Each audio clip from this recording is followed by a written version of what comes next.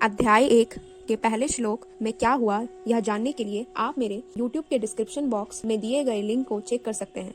श्लोका 2।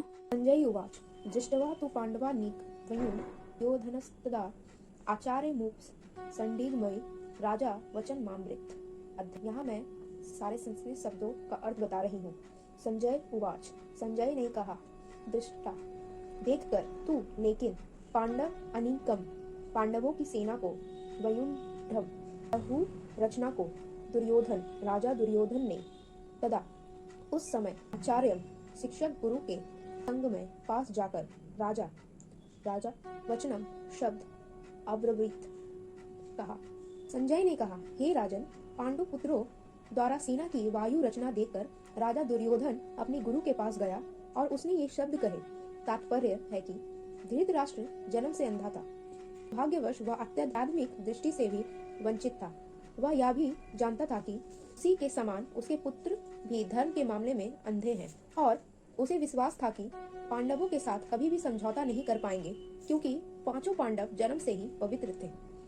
फिर भी उसे तीर्थ स्थान के प्रभाव के विषय में संदेह था। इसलिए संजय युद्ध भूमि की स्थिति के विषय में उसके प्रश्न के मंतव्य को समझ गया। अतः वह निराश राजा को प्रोत्साहित करना चाह रहा था। उसने उसे विश्वास दिलाया कि उसके पुत्र पवित्र स्थान के प्रभाव में आकर किसी प्रकार का समझौता करने नहीं जा रहे हैं। उसने राजा को बताया कि उसका पुत्र दुर्योधन पांडवों की सेना को देखकर तुरंत अपने सेनापति द्रोणाचार्य को वास्तविक स्थिति से अवगत कराने गया। यद्यपि दुर्योधन को राजा कहकर संबोधित किया गया है, तो भी स्थिति की गंभीरता के कारण उसे सेनापति के पास जाना पड़ा। अतएव दुर्योधन नीतिज्ञ बनने के लिए सर्वथा उपयुक्त था, किंतु जब उसने पांडवों की वायु रचना देखी तो उसका यह कूटनीतिक व्यवहार उसके भय को छिपा न पाया। श्लोका 3। पश्यन्ता पाण्डुपुत्रमाचार्य महन्ति चमुं वयुणा द्रुपद पुत्रेण तव शिष्येन धीमता।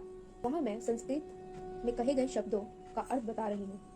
पश्य देखिए, ताम इश पांडु पुत्र नाम, पांडु के पुत्रों की, आचार्य हे आचार्य अथवा गुरु, हातिम विशाल, चमुं सेना को, व्यूढ़ाम व्यवस्थित, द्रुपद पुत्रेण द्रुपद के पुत्र द्वारा, तब तुम्हारे शिष्य द्वारा, धीमता अत्यंत बुद्धिमान। हे आचार्य, पांडु पुत्रों की विशाल सेना को देखें, जिसे आपके बुद्धिमान शिष्य द्रुपद के पुत्र ने इतने कौशल से व्यवस्थित किया है।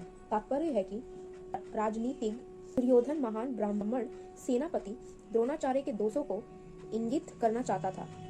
अर्जुन की पत्नी द्रौपदी के पिता राजा द्रुपद के साथ द्रोणाचार्य का कुछ राजनीतिक झगड़ा था।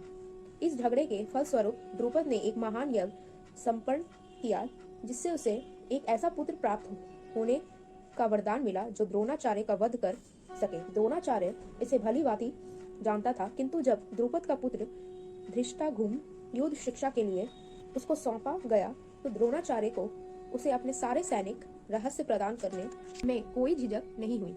अब धृष्टाद्युम्न कुरुक्षेत्र के युद्ध भूमि में पांडवों का पक्ष ले रहा था और उसने द्रोणाचार्य से जो कला सीखी थी उसी के आधार पर उसने यह वायु रचना की थी। दुर्योधन ने द्रोणाचार्य की इस दुर्बलता की ओर इंगित किया, जिससे वह युद्ध में सजग रहे और समझौता न करे। इसके द्वारा वह द्रोणाचार्य को यह भी बताना चाह रहा था कि कहीं वह अपने प्रिय शिष्य पांडवों के प्रति युद्ध में उदारता न दिखा बैठे। विशेष रूप से अर्जुन उसका अत्यंत प्रिय एवं तेजस्वी शिष्य था। दुर्योधन ने यह भी चेतावनी दी कि युद्ध में इस प्रकार की उदारता से हार हो सकती है।